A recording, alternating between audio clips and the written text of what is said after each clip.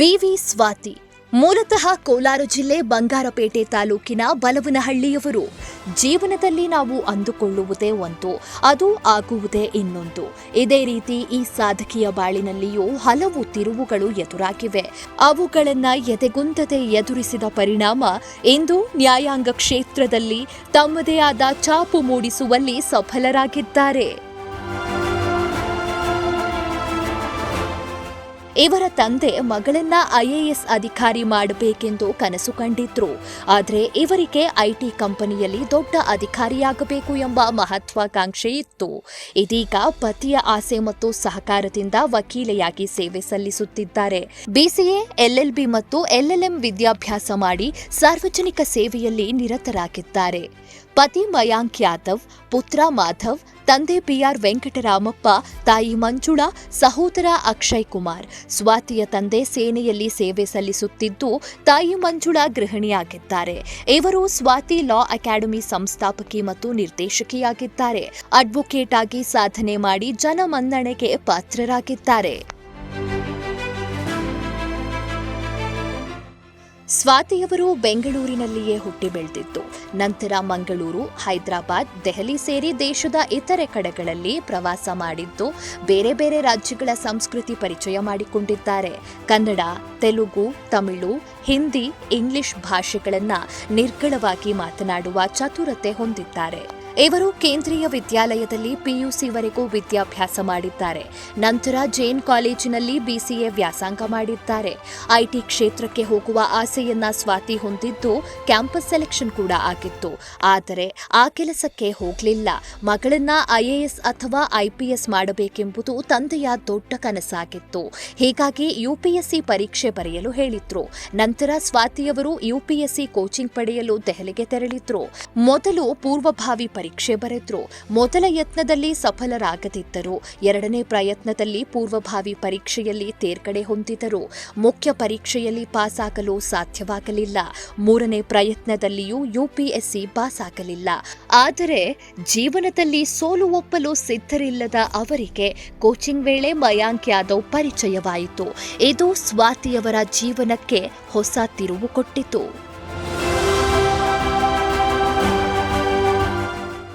ಸ್ವಾತಿ ಬದುಕಿಗೆ ಸ್ಫೂರ್ತಿ ತುಂಬಿದವರು ಅವರ ಪತಿ ಮಯಾಂಕ್. ಯುಪಿಎಸ್ಸಿ ಪರೀಕ್ಷೆಯನ್ನ 3 ಪ್ರಯತ್ನದಲ್ಲಿ ಪಾಸ್ ಮಾಡಲಾಗದೆ ಮುಂದೇನು ಮಾಡಬೇಕೆಂದು ತಿಳಿಯದೆ ಸ್ವಾತಿ ಮೌನಕ್ಕೆ ಶರಣಾಗಿದ್ರು. ಈ ವೇಳೆ ಅಡ್ವೊಕೇಟ್ ಆಗಿದ್ದ ಮಯಾಂಕ್ ಅವರು ಸ್ವಾತಿಗೆ ಸ್ಫೂರ್ತಿದಾಯಕ ಮಾತುಗಳನ್ನಾಡಿ ಅವರಲ್ಲಿ ಆತ್ಮವಿಶ್ವಾಸ ತುಂಬಿದರು. ಮಯಾಂಕ್ ಮನೆಯವರು ಉನ್ನತ ವ್ಯಾಸಂಗ ಮಾಡಿದ್ದ ಕುಟುಂಬದವರಾಗಿದ್ದರಿಂದ ಸ್ವಾತಿಯವರನ್ನ ಮತ್ತಷ್ಟು ಹುರಿದುಂಬಿಸಿದರು. ಮಯಾಂಕ್ ನೀಡಿದ್ದ ಸಲಹೆಯಂತೆ ಸ್ವಾತಿಯವರು ವಕೀಲೆಯಾಗಲು ನಿರ್ಧರಿಸಿದ್ರು. ದೆಹಲಿ ವಿಶ್ವವಿದ್ಯಾಲಯದ ಪ್ರವೇಶಾತಿ ಪರೀಕ್ಷೆ ಬರೆದು ಅದರಲ್ಲಿ ಪಾಸ್ ಆದ್ರು. ಇದು ಇವರ ಜೀವನಕ್ಕೆ ಒಂದು ತಿರುವು ಕೊಟ್ಟಿತ್ತು. ನಂತರ ದೆಹಲಿಯಲ್ಲಿ ಲಾ ಪ್ರಾಕ್ಟೀಸ್ ಮಾಡಿದ್ರು. ಅವರೇ ಸ್ವಾತಿಯವರ ಕುರಿತಂತೆ ಕೆಲ ವಿಚಾರಗಳನ್ನ ಹಂಚಿಕೊಂಡಿದ್ದಾರೆ. My name is Mayank Yadav. I work as an advocate in Delhi.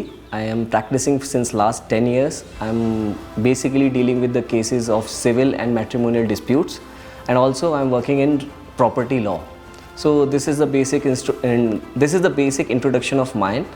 And we started Swati Law Academy recently, around 1.5 years back, and that has become a huge success in Karnataka because Swati's consistent hard work has paid off here, and many students are approaching and many people are also approaching us for their problems in Karnataka. So it is a teamwork basically, but she is the main captain of the team who is leading everything, and she is doing all her best. She is doing great work for the success. ನನಗೆ ತುಂಬ ಖುಷಿ ಆಯಿತು. Swati Madam is achieving great awards. Her KLSI is getting recognized. So I'm very happy that she is getting award. ಅಪ್ಪ, ಅಮ್ಮ, ತಮ್ಮ, ಪತಿ ಮತ್ತು ಮಾವ ಈ 5 ಮಂದಿ ಸ್ವಾತಿಯವರಿಗೆ ಬೆನ್ನೆಲುಬಾಗಿ ನಿಂತಿದ್ದಾರೆ. ಇನ್ನು ತಂದೆ ತಾಯಿ ಯುಪಿಎಸ್ಸಿ ಕೋಚಿಂಗ್ ಆಗಿ ದೆಹಲಿಗೆ ಕಳಿಸದೇ ಇದ್ದಿದ್ರೆ ನಾನಿವತ್ತು ವಕೀಲೆ ಆಗ್ತಿರ್ಲಿಲ್ಲ. ಜೊತೆಗೆ ನನ್ನ ಅಮ್ಮ ಎಲ್ಲಾ ರೀತಿಯಲ್ಲೂ ಪ್ರೋತ್ಸಾಹ ನೀಡುತ್ತಾ ಬಂದಿದ್ದಾರೆ. ನನ್ನ ಸಹೋದರ ನನಗೆ ಒಳ್ಳೆ ಫ್ರೆಂಡ್ ರೀತಿ ಇದ್ದು ಎಲ್ಲಾ ರೀತಿಯಲ್ಲಿಯೂ ಬೆಂಬಲವಾಗಿ ನಿಂತಿದ್ದಾನೆ. ಜೊತೆಗೆ ನಮ್ಮ ಪಾಲಕರಿಗೆ ನನ್ನ ಪ್ರೀತಿ ವಿಚಾರವನ್ನ ಹೇಳಿ ಒಪ್ಪಿಸಿದ್ದ.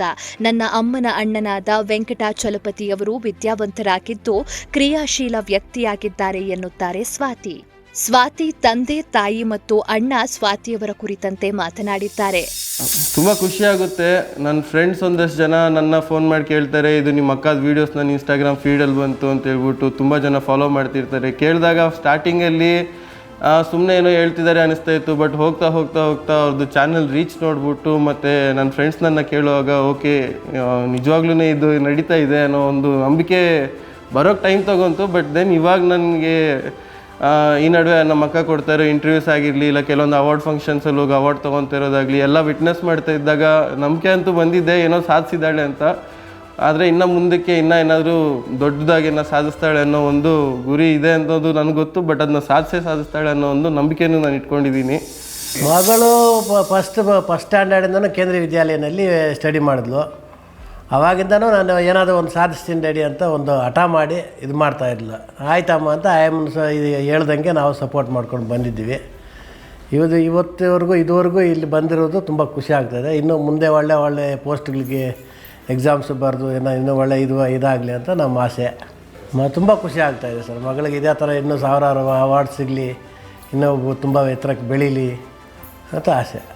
ನಾನು ಅಷ್ಟೇ ಸ್ವಾತಿ ಬಗ್ಗೆ ಹೇಳಬೇಕು ಅಂತಂದರೆ, ಅವಳು ಜೈನ್ ಕಾಲೇಜಲ್ಲಿ ಓದಬೇಕಾದ್ರೇ ಅವಳೊಂದು ಡಿಸಿಷನ್ ತಗೊಂಡಿದ್ಲು, ಎಲ್ಲರೂ ಮಾಡೋದನ್ನ ನಾನು ಮಾಡಲ್ಲ, ನಾನು ಡಿಫ್ರೆಂಟಾಗೇ ಮಾಡ್ತೀನಿ ಮಮ್ಮಿ ಅಂತ. ಸರಿ ನೀನು ಏನು ಮಾಡ್ತೀಯೋ ಮಾಡು ಅಂತೇಳ್ಬಿಟ್ಟು ಅವಳನ್ನ ನಾವು IAS ಕೋಚಿಂಗ್ ಹಾಕಿದ್ವಿ. IAS ಕೋಚಿಂಗಿಂದ ಅವಳ ದಾರಿ ಇದಿತ್ತೇನೋ LLB ಮಾಡಬೇಕು ಅಂತ ಇದರಲ್ಲಿ ಮುಂದುವರಿತಾ ಇದ್ದಾಳೆ. ಜನನೂ ಅವಳನ್ನ ಮೆಚ್ಕೊತಾ ಇದ್ದಾರೆ. ಎಲ್ಲ ಪೇರೆಂಟ್ಸು ಹೊರಗಡೆದವರೆಲ್ಲ ತುಂಬ ಅವಳಿಗೆ ಎನ್ಕರೇಜ್ ಮಾಡ್ತಾ ಇದ್ದಾರೆ. ಮೊನ್ನೆ ಅವಾರ್ಡ್ ಫಂಕ್ಷನಲ್ಲೂ ಒಳ್ಳೆ ಹೆಸರಿದೆ. ಇದೇ ಥರ ಅವಾರ್ಡ್ ಬರ್ತಾ ಇರಲಿ ಅಂತೇಳಿ ನಾನು ಹಾರೈಸ್ತೀನಿ ಅವಳಿಗೆ. ತುಂಬ ಚೆನ್ನಾಗಿ ಇನ್ನೂ ಎಲ್ಲರಿಗೂ ಬಡ ಮಕ್ಕಳಿಗೆ ಬಡವ್ರಿಗೆ ಎಲ್ಲನೂ ಅವಳ ಕಡೆಯಿಂದ ಸ್ವಲ್ಪ ಹೆಲ್ಪ್ ಆಗಲಿ ಅಂತ ನಾವು ಕೇಳ್ಕೊತೀವಿ. ಯಾರಾದರೂ ಬಡ ಕುಟುಂಬದವ್ರಿದ್ರೂ ಫ್ರೀಯಾಗಿ ಅವಳಿಂದ ಏನು ಬೇಕೋ ಅದು ಸಮಾಜಕ್ಕೆ ಸಿಗೋ ಥರ ಆಗಲಿ ಅಂತ ಹೇಳ್ಬಿಟ್ಟು ನಾನು ಅವಳಿಗೆ ಆಶೀರ್ವಾದ ಮಾಡ್ತೀನಿ. ಸ್ವಾತಿಯವರು ರಾಷ್ಟ್ರ ರಾಜಧಾನಿ ದೆಹಲಿಯಲ್ಲಿದ್ದಾಗ ಕನ್ನಡ ಹಾಗೂ ಬೆಂಗಳೂರನ್ನ ತುಂಬಾ ಮಿಸ್ ಮಾಡಿಕೊಳ್ಳುತ್ತಿದ್ರು. ಅಲ್ಲಿ ಅವರಿಗೆ ಕನ್ನಡ ಮಾತನಾಡಲು ಯಾರೂ ಸಿಗುತ್ತಿರಲಿಲ್ಲ. ಹೀಗಾಗಿ ಇನ್ಸ್ಟಾಗ್ರಾಮ್ ಚಾನೆಲ್ ಪ್ರಾರಂಭಿಸಿದರು. ಅದರ ಮೂಲಕ ಕನ್ನಡಿಗರಿಗೆ ಕಾನೂನು ಸಲಹೆಗಳನ್ನ ನೀಡಲಾರಂಭಿಸಿದರು. ಅದು ಅವರಿಗೆ ಕನ್ನಡ ಮಾತನಾಡಲು ಉತ್ತಮ ವೇದಿಕೆಯಾಯಿತು. ಅದರ ಮೂಲಕ ಹೆಚ್ಚು ಕನ್ನಡಿಗರನ್ನ ತಲುಪಲು ಕಾರಣವಾಯಿತು. ನಂತರ ದೆಹಲಿಯಲ್ಲಿ 2 ಕೋಚಿಂಗ್ ಇನ್ಸ್ಟಿಟ್ಯೂಟ್ನಲ್ಲಿ ಉತ್ತರಾಖಂಡ್ ಮತ್ತು ದೆಹಲಿಯ ವಿದ್ಯಾರ್ಥಿಗಳಿಗೆ ಪಾರ್ಟ್ ಟೈಮ್ ಲಾ ಟೀಚ್ ಮಾಡ್ತಿದ್ರು. ಕರ್ನಾಟಕ ಸಿವಿಲ್ ಜಡ್ಜ್ ಎಕ್ಸಾಮ್ಗಾಗಿ ಟೀಚರ್ ಒಬ್ಬರನ್ನ ಅಕಾಡೆಮಿಯೊಂದು ಹುಡುಕಾಟ ನಡೆಸಿತ್ತು. ಆ ಅವಕಾಶವನ್ನ ಸದ್ಬಳಕೆ ಮಾಡಿಕೊಳ್ಳಲು ಒಪ್ಪಿದ ಸ್ವಾತಿಯವರು 6 ತಿಂಗಳ ಕಾಲ ಗುತ್ತಿಗೆಯಡಿ ಟೀಚಿಂಗ್ ಕಾರ್ಯದಲ್ಲಿ ತೊಡಗಿಸಿಕೊಂಡ್ರು. ವಿದ್ಯಾರ್ಥಿಗಳನ್ನ ತರಬೇತುಗೊಳಿಸಿದ್ರು. ಆನಂತರ ವಿದ್ಯಾರ್ಥಿಗಳಿಂದ ಬೇಡಿಕೆ ಬಂದ ಕಾರಣ ಸ್ವಾತಿಯವರು ಯೂಟ್ಯೂಬ್ ಚಾನೆಲ್ ಮತ್ತು ಕೋಚಿಂಗ್ ಸೆಂಟರ್ ಆರಂಭಿಸಿ ಯಶಸ್ಸಿನ ಮಾರ್ಗ ಕಂಡುಕೊಂಡರು. ಹಲೋ ನಮಸ್ಕಾರ, ನಾನು ಅಡ್ವೊಕೇಟ್ BV ಸ್ವಾತಿ. ಸೊ ನಾನು ಹುಟ್ಟಿರೋದು ಕೋಲಾರಲ್ಲಿ, but since my father was in defence, so ಹಾಗಾಗಿ ನಾವು ಆಲ್ಮೋಸ್ಟ್ ಆಲ್ ಇಂಡಿಯಾ ಟ್ರಾವೆಲ್ ಮಾಡಿದ್ದೀವಿ. ಆ್ಯಂಡ್ ಬೆಂಗಳೂರು ನಾನು ಹುಟ್ಟಿದ ನಂತರ ಒಂದು 5-6 ಇಯರ್ಸ್ ಒಂದು ಬ್ರೀಫ್ ಸ್ಪ್ಯಾನ್ ಇದ್ದಿದ್ದು ಅಷ್ಟೇ. ಬಟ್ ಅಪಾರ್ಟ್ ಫ್ರಮ್ ದ್ಯಾಟ್ ನಾವು ಹೈದರಾಬಾದ್, ಡೆಲ್ಲಿ ಮತ್ತು ನಾನು ನನ್ನ ಎಜುಕೇಷನ್ಗೆ ಡೆಲ್ಲಿಗೆ ಮೂವ್ ಆಗಿದ್ದೆ. ಸೊ ನನಗೆ ಈ ಎಲ್ಲ ಏರಿಯಾಸ್ ಓಡಾಡಿರೋದ್ರಿಂದ ಒಂದು ಆಲ್ ಇಂಡಿಯಾ ಕಲ್ಚರ್ನ ಒಂದು ಹೆಚ್ಚಿಗೆ ಅದ್ರ ಬಗ್ಗೆ ತಿಳಿದಿದೆ ಅಂತಲೇ ಹೇಳ್ಬೋದು, ಡೈವರ್ಸ್ ಕಲ್ಚರ್ ಬಗ್ಗೆ ಅಂತ. ಸೊ ನನ್ನ ತಂದೆ BRV ರಾಮಪ್ಪ ಅಂತ, ಅವರಿರೋದು ಡಿಫೆನ್ಸಲ್ಲಿ, ತಾಯಿ ಮಂಜುಳಾ ಅಂತ. ಆ್ಯಂಡ್ ನನಗೆ ಒಬ್ಬ ತಮ್ಮ ಇದ್ದಾನೆ, ಅಕ್ಷಯ್ ಕುಮಾರ್, ಆ್ಯಂಡ್ ಅವರು IT ಕೆಲಸ ಮಾಡ್ತಿದ್ದಾರೆ. ಅದಲ್ಲದೆ my husband, he is also an advocate. ಅವರು ಡೆಲ್ಲಿ ಹೈಕೋರ್ಟಲ್ಲಿ, ಲಕ್ನೌ ಬಾರಲ್ಲಿ ಅವರು ಪ್ರಾಕ್ಟೀಸ್ ಮಾಡ್ತಾರೆ. ಆ್ಯಂಡ್ ನನಗೊಬ್ಬ ಮಗ ಇದ್ದಾನೆ, ಸೊ ಮಾಧವ್ ಅಂತ ಅವನ ಹೆಸರು. ಆ್ಯಂಡ್ ಇದಲ್ಲದೆ ನಾನು ನನ್ನ ಎಜುಕೇಷನ್ ಸ್ಕೂಲಿಂಗ್ ಅಂತ ಎಲ್ಲ ಸ್ಟಾರ್ಟ್ ಮಾಡಿದ್ದು ISRO ಬೆಂಗಳೂರಿಂದ.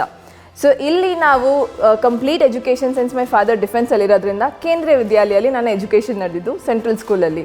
ಸೊ ಪೂರ್ತಿ ಎಲ್ಲ ಸ್ಟೇಟ್ನ ಮಕ್ಕಳು, ಬೇರೆ ಬೇರೆ ಕಾಸ್ಟ್, ಕಲ್ಚರ್, ಡೈವರ್ಸಿಟಿ ಇರುವಂಥ ಒಂದು ಸ್ಕೂಲ್ ಆಗಿರೋದ್ರಿಂದ ನನ್ನ ಕಂಪ್ಲೀಟ್ ಅಪ್ಬ್ರಿಂಗಿಂಗ್ ಇದೇ ರೀತಿಯೇ ಇತ್ತು. ಸೊ ದ್ಯಾಟ್ ನನಗೆ ಹಲವಾರು ಭಾಷೆ ಮಾತನಾಡೋದಕ್ಕೆ ಬರುತ್ತೆ. I know 5 languages to speak. So Kannada, English, Hindi, Telugu, Tamil, Malayalam ಅರ್ಥ ಆಗುತ್ತೆ, ಪಂಜಾಬಿ ಅರ್ಥ ಆಗುತ್ತೆ. ಸೊ ಈ ರೀತಿ ನನಗೆ ಲ್ಯಾಂಗ್ವೇಜಸ್ನ ಒಂದು ನಾಲೆಜ್ ಆಗಲಿ ಇದೆಲ್ಲನೂ ನಾನು ಚಿಕ್ಕಂದಿಂದನೇ ನಮಗೆ ಬಂದಿರೋ ಅಂಥದ್ದು. ಆ್ಯಂಡ್ ಡಿಫೆನ್ಸ್ ಅಂದಿದ ತಕ್ಷಣ ಅದು ಕ್ವಾರ್ಟರ್ಸ್ ಅಂತ ಎಲ್ಲ ಇರುತ್ತೆ. ಸೊ ಅಲ್ಲಿ ನಾವು ಹಲವಾರು ಆಲ್ಮೋಸ್ಟ್ ಆಲ್ ಇಂಡಿಯಾ ಎಲ್ಲ ಫೆಸ್ಟಿವಲ್ಸ್ ಎಲ್ಲ ಸೆಲೆಬ್ರೇಟ್ ಮಾಡ್ತೀವಿ. ಸೊ ಹುಟ್ಟಿದಿಂದನೇ ನಾನು ಇಂಡಿಯಾ ಡೈವರ್ಸಿಟಿ ತುಂಬ ಹತ್ತಿರದಿಂದ ನೋಡಿರೋವಂಥದ್ದು. ಇದಲ್ಲದೆ ನನಗೆ ಸ್ಕೂಲಿಂಗ್ ಕಂಪ್ಲೀಟ್ ಕೇಂದ್ರೀಯ ವಿದ್ಯಾಲಯಲ್ಲಿ ಮುಗಿಸಿದ್ದೀನಿ. I was good at studies. IT ಹೋಗಬೇಕು ಅನ್ನೋದೇ ಒಂದು ಕನಸಾಗಿದ್ದರಿಂದ I did my BCA from Jain college. ಅದಾದ ನಂತರ ನಾನು ಆ ಒಂದು ಬ್ರೀಫ್ ಪೀರಿಯಡ್ಗೆ ನಾನು IT ಅನ್ನೋದು ಬಿಟ್ಟು ಸಿವಿಲ್ಸಲ್ಲಿ ನಾನು ಏಮ್ ಮಾಡ್ತಿದ್ದೆ. ದಟ್ ನಾನು ಸಿನ್ಸ್ ನನ್ನ ತಂದೆಗೆ ಅದು ದೊಡ್ಡ ಕನಸಾಗಿತ್ತು, ಮಕ್ಕಳು IAS IPS ಆಗಬೇಕು ಅನ್ನೋದು. ಸೊ ಹಾಗಾಗಿ ಅವರು ನನ್ನನ್ನು IAS ಕೋಚಿಂಗ್ಗೆ ಅಂತ ಕಳಿಸ್ತಾರೆ. ಬಟ್ ಬಿಫೋರ್ ದ್ಯಾಟ್ ನಾನು BCAಯಲ್ಲಿ ನನ್ನ ಕ್ಯಾಂಪಸ್ ಪ್ಲೇಸ್ಮೆಂಟೂ ಸಹ ಆಗಿತ್ತು. ಸೊ ಅದೊಂದು ನಮ್ಮ ಫ್ಯಾಮ್ಲಿಯಲ್ಲಿ ಒಂದು ಟಸಲ್ ನಡೀತಿತ್ತು, ಯಾರು IT ಗೆ ಹೋಗೋದು ಬೇಡ ಅಂತ ಎಲ್ಲ. And once I was good at studies and ತಮ್ಮ ಜೊತೆ ಕಂಪ್ಯಾರಿಸನ್ ಜಾಸ್ತಿ ಇರ್ತಿತ್ತು. ಸೊ ಹಾಗಾಗಿ ಏನಾಗ್ತಿತ್ತು that since you are good at studies ನೀನು ಸಿವಿಲ್ಸ್ ಹೋಗಲೇಬೇಕು ಅನ್ನೋದೊಂದಿತ್ತು. ಸೊ ಸರಿ, ನನ್ನನ್ನು ಕಳಿಸಿದ್ರು. ಆ್ಯಂಡ್ ಅಪಾರ್ಟ್ ಫ್ರಮ್ ದ್ಯಾಟ್ ಒಂದು ಕರ್ನಾಟಕ ಸ್ಟೇಟ್ ಕಡೆಯಿಂದ ಸ್ಕಾಲರ್ಶಿಪ್ ಎಕ್ಸಾಮ್ ನಡೆಯುತ್ತೆ. ಸೊ ನಾನು ಆ ಎಕ್ಸಾಮ್ ಕ್ಲಿಯರ್ ಮಾಡಿ ನನಗೆ ಡೆಲ್ಲಿಗೆ ಹೋಗೋ ಆಪರ್ಚುನಿಟಿ ಸಿಕ್ಕಿತ್ತು ಸ್ಕಾಲರ್ಶಿಪ್ ಎಕ್ಸಾಮಿಂದ. ಸೊ ನಾನು ಡೆಲ್ಲಿಗೆ ಹೋಗಿ ಅಲ್ಲಿ ಕಂಪ್ಲೀಟ್ ನನ್ನ ಸಿವಿಲ್ ಸರ್ವೀಸಸ್ ಎಕ್ಸಾಮ್ ತೊಗೊಳ್ಳೋದಕ್ಕೆ ಕೋಚಿಂಗ್ ಅಂತ ತೊಗೊಳ್ತೀನಿ. ಸೊ ಕೋಚಿಂಗ್ ಎಲ್ಲ ತೊಗೊಳ್ಬೇಕಾದಾಗ ಅದು ಯಾಕೆ ಗೊತ್ತಿಲ್ಲ, ಮೋಸ್ಟ್ಲಿ IT ಅನ್ನೋದು ಸ್ವಿಚ್ ಆಗಿದ್ದು ನನಗೆ ಅಷ್ಟು ಇಷ್ಟ ಇರಲಿಲ್ಲ ಮನಸ್ಸಲ್ಲಿ. ಸೊ ನಮ್ಮ ತಂದೆ ಮೇಲೆ ತುಂಬ ಕೋಪ ಇರ್ತಿತ್ತು ಯಾವಾಗಲೂ. ಆ್ಯಂಡ್ ನನಗೆ ಸಿವಿಲ್ ಸರ್ವೀಸಸ್ದು ಎಕ್ಸಾಮ್ ಪ್ರಿಪ್ರೇಷನ್ ಫಸ್ಟ್ ಅಟೆಂಪ್ಟ್ ತುಂಬ ಕಷ್ಟಪಟ್ಟು ಕೊಟ್ಟೆ. ದೆನ್ ಓಕೆ ಅದಾಯಿತು, ಆಗಲಿಲ್ಲ, ಪ್ರಿಲಿಮ್ಸ್ ಆಗಲಿಲ್ಲ. ಸೆಕೆಂಡ್ ಅಟೆಂಪ್ಟ್ ಕೊಟ್ಟೆ. ಸೆಕೆಂಡ್ ಅಟೆಂಪ್ಟಲ್ಲಿ ನಾನು ಪ್ರಿಲಿಮ್ಸ್ ಕ್ಲಿಯರ್ ಮಾಡಿ ಮೇನ್ಸೂ ಸಹ ಕೊಟ್ಟಿದ್ದೀನಿ. ಸೊ ಸಿವಿಲ್ ಸರ್ವೀಸ್ ಅದು ನನ್ನ ಮೇನ್ಸ್ ಕೊಟ್ಟಂಥ ಅಟೆಂಪ್ಟ್. ಅದಾದರೆ ಅದು ಮೇನ್ಸ್ ಕ್ಲಿಯರ್ ಆಗಲಿಲ್ಲ. ಬಟ್ ದೆನ್ ಥರ್ಡ್ ಅಟೆಂಪ್ಟ್ ಅಷ್ಟೊತ್ತಿಗೆ ಈ ಕಡೆ IT ನನ್ನ ಕಾಲೇಜ್ ತುಂಬ ಒಳ್ಳೆ ಕಾಲೇಜ್ ಆಗಿದ್ದರಿಂದ ಎಲ್ಲರೂ ಫಾರಿನ್ ಅಬ್ರಾಡ್ ಅಂತ ಸೆಟ್ಲ್ ಆಗ್ತಿದ್ರು, ಬೇರೆ ಬೇರೆ IT ಕಂಪ್ನೀಸಲ್ಲಿ ಸೆಟ್ಲ್ ಆಗ್ತಿದ್ರು. ಸೊ ಹಾಗಾಗಿ ನನಗೆ ನಾನೇನು ಮಾಡ್ತಾಯಿದ್ದೀನಿ ಅನ್ನೋಂಥ ಒಂದು ಕಷ್ಟ ಶುರುವಾಯಿತು. ಕಂಪ್ಯಾರಿಸನ್ ಮಾಡೋದಕ್ಕೆ ಸ್ಟಾರ್ಟ್ ಮಾಡಿದ್ದೆ. ಸೊ ಹಾಗಾಗಿ ನಾನು ಮತ್ತೆ ತುಂಬ ಜಾಸ್ತಿ ಒಂದು ಡಿಪ್ರೆಸ್ಸಿಂಗ್ ಸ್ಟೇಟ್ ಆಫ್ ಮೈಂಡಲ್ಲಿದ್ದೆ. ಇವಾಗ ದೆನ್ ಥರ್ಡ್ ಅಟೆಂಪ್ಟ್ ತೊಗೊಂಡೆ ನಾನು ಸಿವಿಲ್ ಸರ್ವೀಸಸ್. ಅಪ್ಪ ಅಮ್ಮ ಹೇಗೆ ಅಂತಂದರೆ ಅವರಿಗೆ ನಾನು ಪ್ರತಿಯೊಂದು ನಾನು ಫೇಲ್ ಆಗ್ತಿದ್ದೀನಿ, ನಾನು ಪಾಸ್ ಆಗ್ತಿದ್ದೀನಿ ಎಲ್ಲ ಗೊತ್ತಿತ್ತು. ನನಗೇನು ಇಷ್ಟ ಇದೆ, ಪ್ರತಿಯೊಂದು ನಾನು ಹಂಚ್ಕೊಳ್ತಿದ್ದೆ. ಬಿಕಾಸ್ ಸಿನ್ಸ್ ದ ಬಿಗಿನಿಂಗ್ ನನಗೆ ನನ್ನ ಅಪ್ಪ ಅಮ್ಮ ತಮ್ಮ ಇವರೇ ನನಗೆ ಕಂಪ್ಲೀಟ್ ಫ್ಯಾಮಿಲಿ ಫ್ರೆಂಡ್ಸ್ ಅಂತ ನಾನು ಜಾಸ್ತಿ ಅಟ್ಯಾಚ್ಮೆಂಟ್ ಅಂತ ಫ್ಯಾಮಿಲಿಗೆ ಅಂತ ಇದ್ದೆ. ಸೊ ಹಾಗಾಗಿ ಪ್ರತಿಯೊಂದು ಹೇಳ್ತಿದ್ದೆ. ನನ್ನ ಹಸ್ಬೆಂಡ್ ಮೈಂಡ್ ಬಗ್ಗೆನೂ ಎಲ್ಲ ಗೊತ್ತಿತ್ತು. ಬಟ್ ದೆನ್ ಅವರು ನಿಧಾನಕ್ಕೆ ಒಪ್ಕೊಂಡ್ರು once they started me practising ಅಂತ ಎಲ್ಲ ಇದ್ದಾಗ. ನಮ್ಮ ಮಮ್ಮಿಗೆ ಅದು ಆ್ಯಕ್ಚುಲಿ ತುಂಬ ಖುಷಿ ಆಗ್ತಿತ್ತು, TV ಯಲ್ಲಿ ನೋಡೋದು, ಬೇರೆಯವ್ರನ್ನ ನೋಡೋದು, ಈ ಥರ ಅಡ್ವೊಕೇಟ್ ಕೋರ್ಟ್ ಹೋಗ್ತಾರೆ ಅಂತ. ಅದು ನಮ್ಮ ಮಮ್ಮಿಗೆ ಒಂದು ಸ್ವಲ್ಪ ಖುಷಿ ಇತ್ತು ದಟ್ ನಾನು ಈ ಥರ ಪ್ರಾಕ್ಟೀಸ್ ಮಾಡ್ತಿದ್ದೀನಿ ಅನ್ನೋದು. ಸ್ವಾತಿಯವರ ಇಬ್ಬರು ಶಿಕ್ಷಾರ್ಥಿಗಳೀಗ ಜಡ್ಜ್. 2023ರಲ್ಲಿ ಸ್ವಾತಿ ಲಾ ಅಕಾಡೆಮಿ ಹೆಸರಿನಲ್ಲಿ ಕೋಚಿಂಗ್ ಸೆಂಟರ್ ಆರಂಭಿಸಿದರು. ಸಿವಿಲ್ ಜಡ್ಜ್ ಪರೀಕ್ಷೆಗೆ ತಯಾರಾಗುತ್ತಿದ್ದ ಕರ್ನಾಟಕದ ವಿದ್ಯಾರ್ಥಿಗಳಿಗೆ ಟೀಚ್ ಮಾಡಲು ಪ್ರಾರಂಭಿಸಿದ ಬಳಿಕ ಆ ಬ್ಯಾಚ್ನ ನಮ್ರತಾ ಎಸ್ ಹೊಸಮಠ್ ಮತ್ತು ವಿಕಾಸ್ ದಳವಾಯಿ ಕ್ರಮವಾಗಿ 3 ಮತ್ತು 11ನೇ ರ್ಯಾಂಕ್ ಗಳಿಸಿ ನಂತರ ನ್ಯಾಯಾಧೀಶರ ಹುದ್ದೆ ಪಡೆದರು. ಇದರಿಂದ ಸ್ವಾತಿಯವರಿಗೆ ವಕೀಲ ವೃತ್ತಿ ಮತ್ತು ಟೀಚಿಂಗ್ ಮೇಲೆ ಮತ್ತಷ್ಟು ಗೌರವ ಹೆಚ್ಚಾಯಿತು. ಇವರ ಲಾ ಅಕಾಡೆಮಿಯು ಮತ್ತಷ್ಟು ವಿಸ್ತಾರಗೊಂಡಿತು. ಸ್ವಾತಿ ಲಾ ಅಕಾಡೆಮಿಯ ವೆಬ್ಸೈಟ್ ಮತ್ತು ಅಪ್ಲಿಕೇಶನ್ ಕೂಡ ಇದೆ. ಇದರ ಮೂಲಕ ಪ್ರತಿದಿನ ಆನ್ಲೈನ್ ಲೈವ್ ಕ್ಲಾಸ್ ಅನ್ನ ನಡೆಸಲಾಗುತ್ತಿದೆ. ಈವರೆಗೂ 200ಕ್ಕೂ ಹೆಚ್ಚು ವಿದ್ಯಾರ್ಥಿಗಳಿಗೆ ತರಬೇತಿ ನೀಡಲಾಗಿದೆ. ಹಾಲಿ ಬ್ಯಾಚ್ನಲ್ಲಿ 160ಕ್ಕೂ ಹೆಚ್ಚು ಶಿಕ್ಷಾರ್ಥಿಗಳಿದ್ದಾರೆ. ಸ್ವಾತಿಯವರು ಇನ್ಸ್ಟಾಗ್ರಾಂನಲ್ಲಿ ಕಾನೂನು ಬಗ್ಗೆ ನೀಡುತ್ತಿದ್ದ ಮಾಹಿತಿ ಇರುವ ರೀಲ್ಸ್ಗಳು ವೈರಲ್ ಆಗಿವೆ. ಅವುಗಳಲ್ಲಿ ಕೆಲವೊಂದು ಮಾಧ್ಯಮಗಳಲ್ಲಿಯೂ ಪ್ರಸಾರವಾಗಿವೆ. ಇವು ಇವರಿಗೆ ಇನ್ನಷ್ಟು ಜನಪ್ರಿಯತೆಯನ್ನ ತಂದುಕೊಟ್ಟಿದೆ.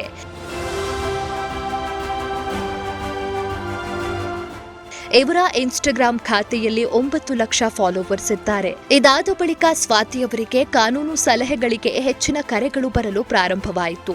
1,000ಕ್ಕೂ ಅಧಿಕ ಕರೆಗಳನ್ನು ಸ್ವೀಕರಿಸಿ ಕಾನೂನು ಸಲಹೆಗಳನ್ನು ನೀಡಿದ್ದಾರೆ. ಕನ್ನಡಿಗರ ಸ್ಪಂದನೆ ನೋಡಿದ ಇವರು ಇತ್ತೀಚೆಗೆ ದೆಹಲಿಯಿಂದ ಬೆಂಗಳೂರಿಗೆ ಆಗಮಿಸಿ ಇಲ್ಲಿಯೇ ನೆಲೆಗೊಂಡಿದ್ದಾರೆ. ಇಲ್ಲಿನ ಜನರ ಪ್ರೀತಿ ವಿಶ್ವಾಸಕ್ಕೆ ಮನಸೋತಿರುವ ಸ್ವಾತಿಯವರು ದೆಹಲಿಯಲ್ಲಿರುವ ತಮ್ಮ ಲಾಯರ್ ಸದಸ್ಯತ್ವವನ್ನು ಬೆಂಗಳೂರಿಗೆ ವರ್ಗಾಯಿಸಿಕೊಳ್ಳ ತೊಡಗಿಸಿಕೊಳ್ಳಲು ನಿರ್ಧರಿಸಿದ್ದಾರೆ. ಬೆಂಗಳೂರಿನಲ್ಲಿಯೇ ನ್ಯಾಯಾಂಗ ಕ್ಷೇತ್ರದಲ್ಲಿ ದೊಡ್ಡ ಮಟ್ಟದಲ್ಲಿ ಸಾಧನೆ ಮಾಡಲು ನಿರ್ಧರಿಸಿ ಹೈಕೋರ್ಟ್ನಲ್ಲಿ ಲಾ ಪ್ರಾಕ್ಟೀಸ್ ಮಾಡುವವರಿದ್ದಾರೆ. ಸಾಮಾಜಿಕ ಹಾಗೂ ವೃತ್ತಿ ಜೀವನ ಎರಡರಲ್ಲೂ ಸಾಧನೆಗೈದ ಸ್ವಾತಿಯವರಿಗೆ ಈ ಬಾರಿಯ ಪ್ರತಿಷ್ಠಿತ ವಿಜಯ ರತ್ನ ಪ್ರಶಸ್ತಿಯನ್ನ ನೀಡಿ ಗೌರವಿಸಲಾಗುತ್ತಿದೆ.